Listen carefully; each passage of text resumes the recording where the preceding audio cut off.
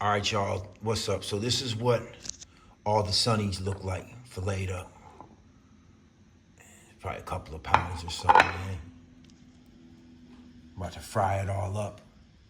And we're gonna make like, you get them little fish sandwiches at White Castle and shit. I don't eat their hamburgers, but their fish and chicken sandwiches be fire. So we're finna make like some of them little fish sliders with the Hawaiian buns. Yeah, we finna kill it, man.